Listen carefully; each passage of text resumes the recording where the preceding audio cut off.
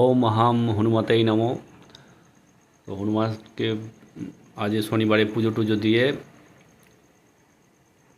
পুজো দেওয়া কমপ্লিট, পুজো দেওয়া হয়ে গেছে। এবার পরের কাজ হচ্ছে যে তোমার পুজো টুজো করে ঠাকুরকে একটু জল বাতাসা মিষ্টি দিয়ে প্রত্যেক দিন পুজো দেওয়া বেশ সুন্দর লাগে। তারপরে হচ্ছে খাওয়া দাওয়া, তারপরে তোমার ঘুমানো। এখন আসছে তোমাদের। নমস্কার, কেমন আছেন সবাই?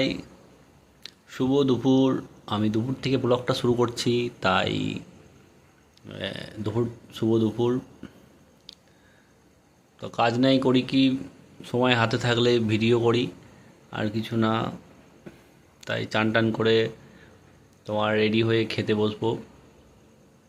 তাই ভাবলাম যে হাতে অনেকটা সময় একাই আছি, তো তাই ভালো লাগছিল না, ভাবলাম একটু ভিডিও করে নিই, ডেলি ব্লগ।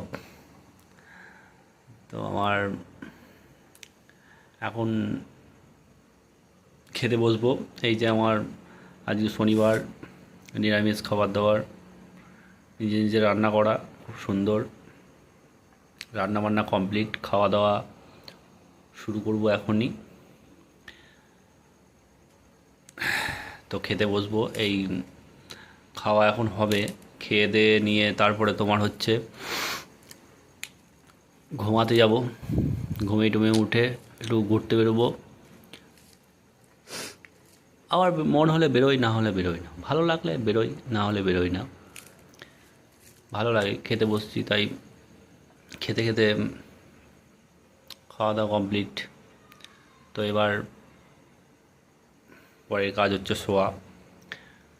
শুয়ে শুয়ে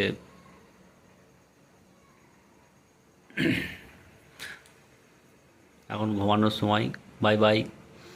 আবার ঘুম থেকে উঠে বললাম এইবার জামা প্যান্ট পরে বেরিয়ে পড়বো ঘুরতে।